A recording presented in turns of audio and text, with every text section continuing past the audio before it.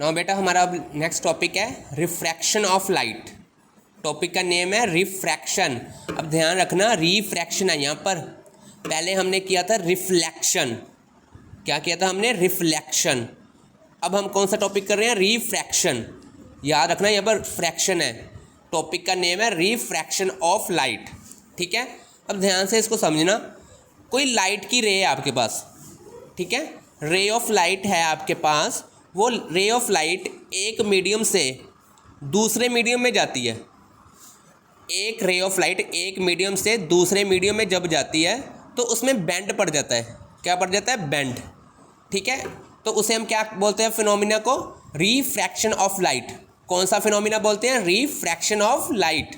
जब ray of light एक medium से दूसरे मीडियम में जाती है तो उसमें क्या पड़ जाता है? बेंड। ठीक है, बेंड समझते हो ना? जैसे किसी चीज़ को हम यहाँ मरोड़ दे, ठीक है, वो उसे हम कहते हैं बेंड। ठीक है, रे ऑफ लाइट एक मीडियम से दूसरे मीडियम में गई तो बेंड हो जाती है लाइट, तो उसको फिनोमिना को क्या बोलते हैं हम? Refraction of light. अब डायग्राम देखो इसकी कैसे होती है। जैसे मान लो ये एक मीडियम है, ये दूसरा मीडियम है। रे ऑफ लाइट आ रही है यहाँ से, ये देखो रे ऑफ लाइट आ रही है। ठीक है, मैंने बताया था अगर रे ऑफ लाइट आपने शो करनी है तो एरो के साथ शो करनी है। किसके साथ शो करनी है आपने? एरो। विदाउट एरो ये रे ऑफ लाइट नहीं होगी। सबसे पहले जिस दिन हमने पहला लेक्चर लगाया था यही बात की थी कि जब रे ऑफ लाइट को आपने शो करना है तो एरो साथ में डालना ज़रूरी है। विदाउट एरो ये गलत हो जाना है। ठीक है, एक रे ऑफ लाइट आ रही है फर्स्ट मीडियम से, कहाँ एंटर कर रही है? सेकेंड मीडियम में। तो ये रे ऑफ लाइट बेंड हो जाएगी। ये लो बेंड होगी ना, मतलब ऐसे आ रही थी थोड़ी सी, यहाँ पर बेंड होकर ऐसे होगी। ठीक है, इस फिनोमिना को क्या बोलते हैं हम? Refraction of light. कौन सा फिनोमिना बोलते हैं हम इसे? Refraction of light. क्लियर हो गया सबको? What is refraction of light students? Nandini, Harman, अब डेफिनेशन क्या होगी? The phenomena of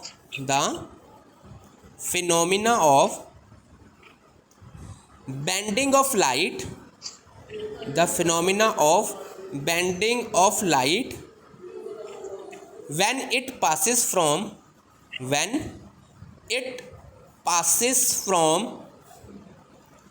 one medium to another,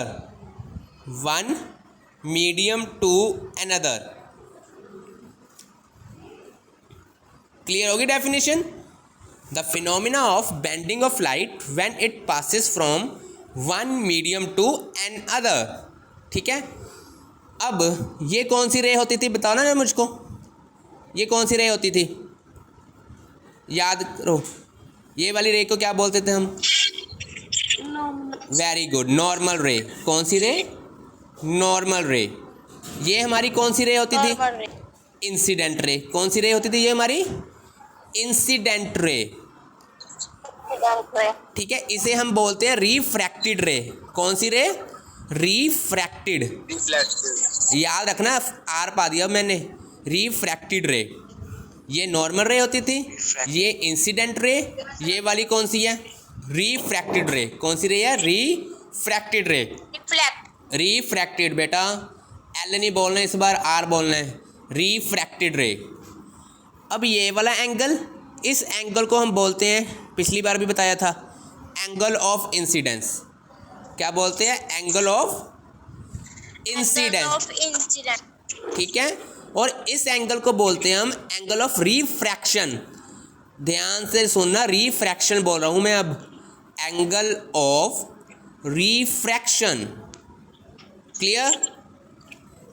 angle of incidence, ये वाला एंगल कौन सा है? Angle of refraction. चलो अब नेक्स्ट टॉपिक करते हैं इसका। नेक्स्ट हमारे पास टॉपिक है इसका law of refraction.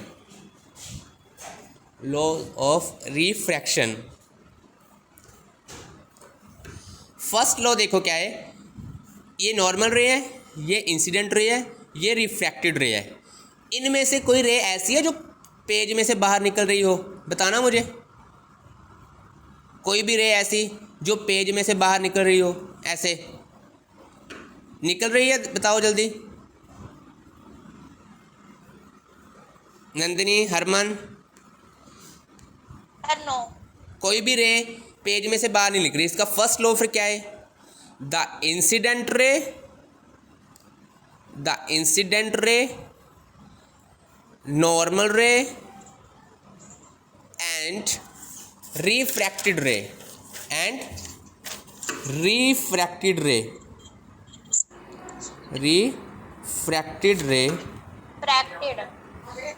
all lie in same plane।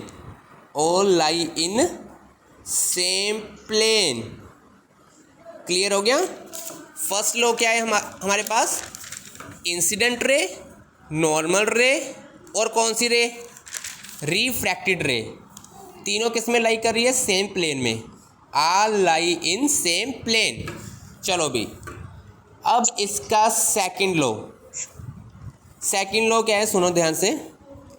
एक तो हमारे पास एंगल ऑफ इंसिडेंस है ना, आई। एक है हमारे पास एंगल ऑफ रिफ्रैक्शन, आर। एक हमारे पास एंगल ऑफ इंसिडेंस है आई, एक हमारे पास है एंगल ऑफ रिफ्रैक्शन, आर। कहते दोनों के साथ साइन लगा दो। लगा दिया साइन, इसके साथ भी लगा दिया मैंने, इसके साथ भी। Sine I, sine R. और दोनों की लो रेशो का मतलब होता है डिवाइड करना। दोनों की लो रेशो, कहते दोनों की रेशो हमेशा कांस्टेंट होगी। सेकंड लॉ ये है हमारा। पहले एंगल ऑफ इंसिडेंस लिया, उसके साथ साइन लगाया, फिर एंगल ऑफ रिफ्रैक्शन लिया, उसके साथ भी मैंने साइन लगा दिया। ठीक है, दोनों की ली मैंने रेशो का मतलब क्या होता है? डिवाइड करना। कहते दोनों को डिवाइड करो तो आंसर क्या होगा? हमेशा कांस्टेंट। और सेकंड लॉ को कैसे लिखेंगे? The ratio of sines of angle of incidence and angle of refraction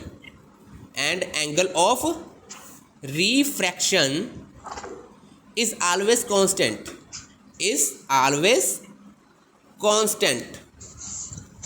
यहाँ पर डेफिनेट हमारे ये वाला लॉ कंप्लीट हो गया। एक एंगल ऑफ इंसिडेंस लिया हमने, फिर एंगल ऑफ क्या लिया? रिफ्रैक्शन लिया, दोनों के साथ साइन लगाया, दोनों की रेशो ले ली हमने, वो कांस्टेंट होती है। इसको मैंने इंग्लिश में लिख दिया, the ratio of sines of angle of incidence and angle of refraction is always constant. ठीक है, इसको हम स्नेल्स लॉ भी बोलते हैं। एग्जाम में ये ऐसे आता है, एक्सप्लेन स्नेल्स लॉ। कौन सा लॉ बोलते हैं हम इसे? Snell's law. क्लियर हो गया ये दोनों लॉ आपको स्टूडेंट्स? फर्स्ट क्या? इंसिडेंट रे, नॉर्मल रे ते refracted ray, all lie in same plane. Second क्या है? Ratio of sines of angle of incidence and sines of angle of refraction is always constant. अब आगे देखो, medium कितने तरह के होते हैं? मीडियम होते हैं टू टाइप्स के। एक होता है हमारे पास मीडियम रेयरर, एक मीडियम हमारे पास होता है डेंसर। एक रेयरर मीडियम, एक कौन सा मीडियम? डेंसर। अब सुनो भी, रेयरर मीडियम क्या होता है? जिस मीडियम में हमारे पास हवा होती है जो वो हल्की होती है, मतलब लाइट होती है, उस मीडियम को कौन सा मीडियम बोलते हैं हम? Rarer medium. जिस मीडियम में ना हवा क्या हो आपकी? हल्की हो। हल्की को हम कैसे बोल देते हैं? लाइट। ठीक है, तो उस मीडियम को क्या बोलते हैं हम? Rarer medium. जिसमें हवा भारी हो, हैवी हो, उस मीडियम को क्या बोलते हैं हम? डेंसर। कौन सा मीडियम? डेंसर। डेफिनेशन दोनों की लिख लेते हैं। पहले रेयरर मीडियम, फर्स्ट हमारे पास डेफिनेशन आती है rarer medium, the medium in which light is in which air is light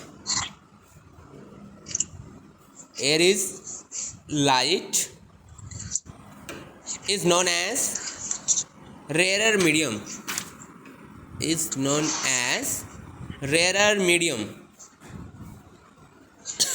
और डेंसर मीडियम क्या होता है? जिसमें हवा क्या हो? हैवी हो। Denser medium, the medium in which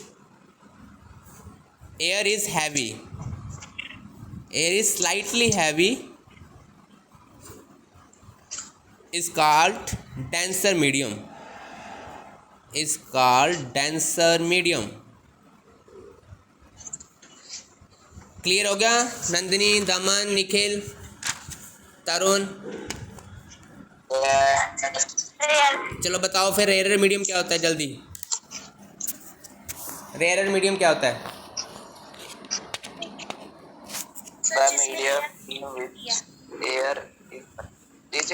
In which air is lighter, in which air is lighter is known as rarer medium.